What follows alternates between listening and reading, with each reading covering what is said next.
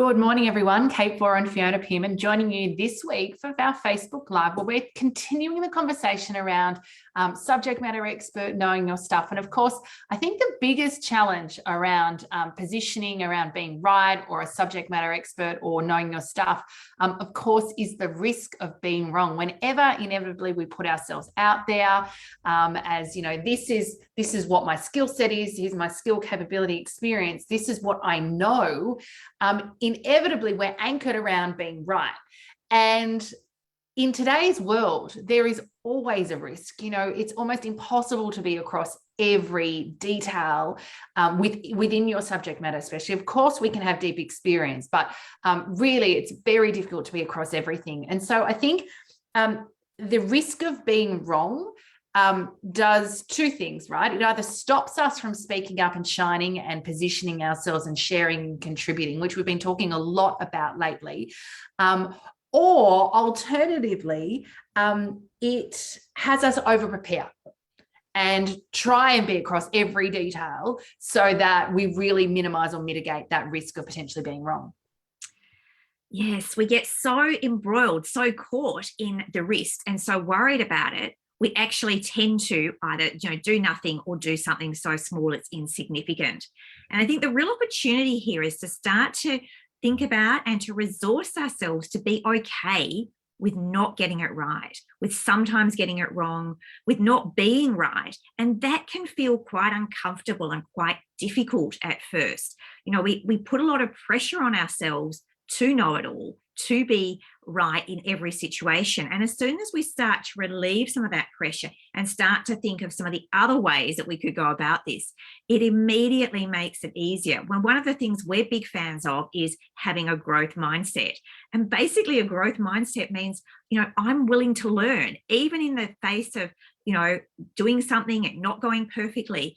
I still see that as a learning opportunity. I see it as a way, now I've got more understanding and more knowledge, and therefore I can do something differently. I'm not judging myself. I'm not beating myself up for getting it wrong. I'm actually seeing that as a growth opportunity. Yeah, I think just releasing or detaching so much, right? If you dig in and spend a little bit of time thinking about, our subject matter specialty, how that's connected to our identity, the time, effort, and energy that I put into being right. And that doesn't mean we're going to go out and make mistakes everywhere and get everything wrong, right? That's not the goal here.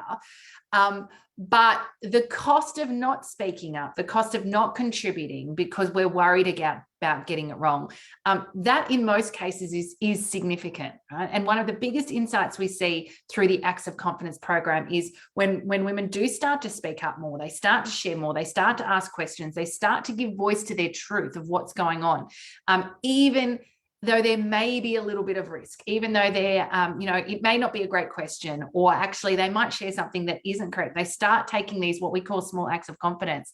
And what's valuable there is the contribution that they're making. And also the getting comfortable with being uncomfortable, right?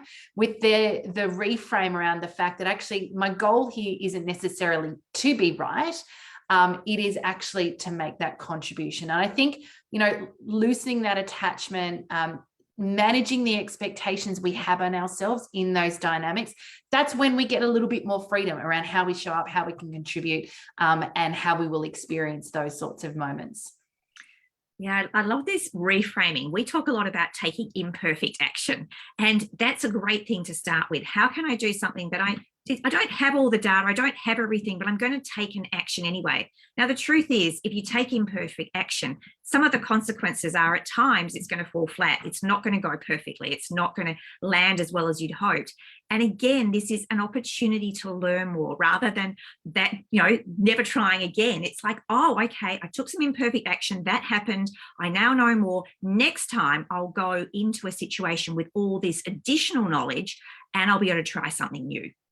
Yeah, I think the important piece of seeing, procrastination or waiting to be ready, they're often some of the red flags that we talk about. Procrastination, waiting to be ready, which is really, waiting to not be wrong, right? It's waiting to have as much certainty as possible, so that when I do show up, when I do take that action, if I share that contribution, that I have as much certainty that I'll be right.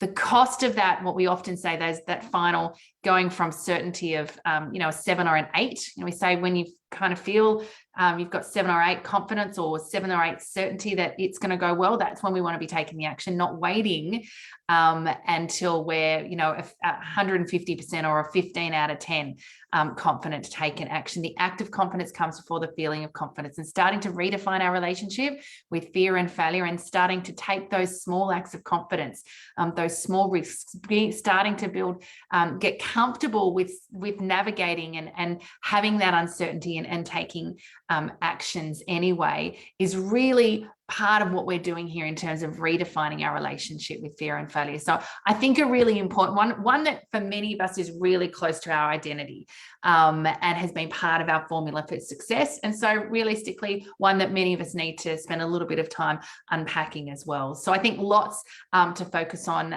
in this week's Facebook Live. If you've enjoyed today's confidence conversation, please feel free to share it with someone in your network.